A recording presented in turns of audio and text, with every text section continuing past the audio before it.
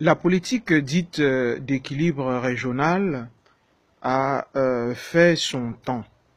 Le but de cette politique était justement de faire accéder à la fonction publique les Camerounais venant des quatre coins du pays.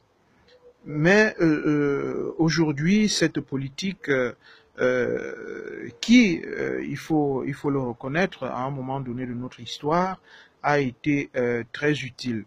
Vous savez que les premiers, disons-le comme ça, parce que c'est comme ça que nous le comprenons, les tout premiers diplômés camerounais sont venus notamment de la zone côtière, c'est-à-dire du département de l'océan actuel, mais aussi du littoral, parce que c'est par là que l'école est entrée au Cameroun. Et ce sont ces populations-là qui sont allées à la rencontre des populations du nord, de l'ouest, pour une éducation. Et quand le Cameroun accède à l'indépendance, la volonté des pères de l'indépendance a été d'amener les Camerounais de partout, de l'intérieur du pays comme du centre du pays, à se brasser, à se rencontrer pour former un tout, un nous, c'est ce que j'appelle le nous commun. Euh, euh, bon, cette politique a eu ses moments de gloire parce que aujourd'hui, on peut voir que depuis les monts Mandara jusqu'à Campo, depuis l'ouest du Cameroun jusqu'à Mindourou, dans l'est, à Lomé, dans l'est du Cameroun, on a des populations, des hommes et des femmes qui sont arrivés aux plus hautes sphères de l'État. Bon, maintenant, aujourd'hui, cette politique n'a plus lieu d'être parce que elle ressemble de plus en plus à un nivellement de la société par le bas. C'est-à-dire que on a formé de castes de fonctionnaires qui se multiplient entre elles. Et vous savez que quand les populations d'une même race, d'une même tribu se multiplient entre elles, ça devient une multiplication incestueuse. Il faudrait aujourd'hui que les Camerounais soient admis dans les écoles, à la fonction publique, dans les sociétés parapubliques, sur la base du mérite.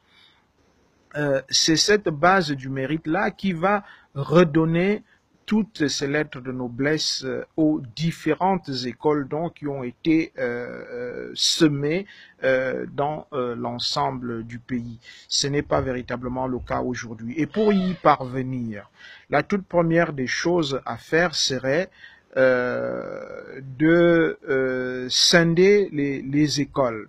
On a créé des universités dans l'ensemble du pays, même si certaines régions en sont dépourvues. Je pense notamment à la région du Sud, comme à celle de l'Est du Cameroun.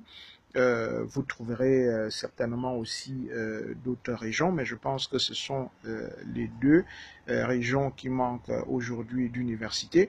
Mais il faudrait que les grandes écoles soient délocalisées de Yaoundé. Il ne faudrait pas faire de Yaoundé le centre de tout. C'est aussi cela, en fait, l'échec de la construction de notre pays qui pense qu'on doit amener tout à converger vers le siège des institutions. Ce n'est pas cela le développement.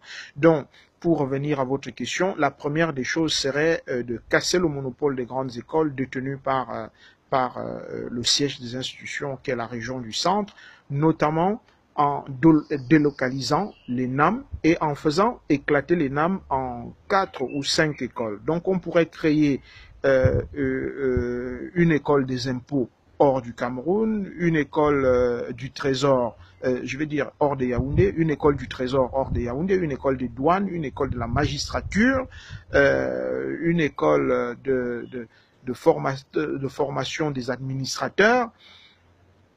Donc, on devrait pouvoir délocaliser tout cela. Ça va faire à peu près 5 ou 6 écoles qui seront dans l'ensemble du pays et qui permettront justement aux populations de voir qu'il est possible d'intégrer tel ou tel corps parce que il est proche de nous, parce que bon, donc il y a tout ça qu'il faut voir. Ça va aussi lutter contre la corruption et ça va véritablement créer le mérite. L'autre chose serait aussi, à mon sens, si vous permettez, de permettre à la communauté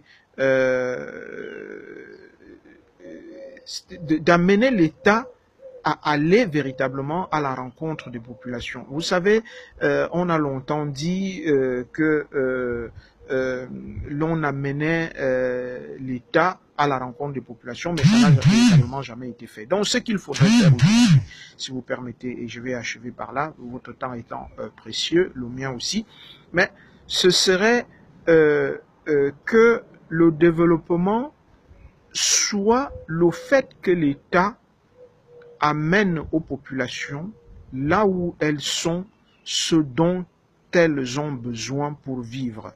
Ça veut dire quoi? Ça veut dire qu'au lieu d'avoir un hôpital de référence au chef-lieu du département ou au chef-lieu de région, au lieu d'avoir un centre commercial au chef-lieu de région ou de département, délocaliser dans les arrondissements, créer des centres d'intérêt qui amènent les populations à se regrouper plutôt dans une micro-société dans laquelle elles se reconnaissent et non de pouvoir parcourir de très longues distances pour aller à la rencontre de l'urbanisme au lieu justement de rencontrer tout cela dans son propre milieu de vie.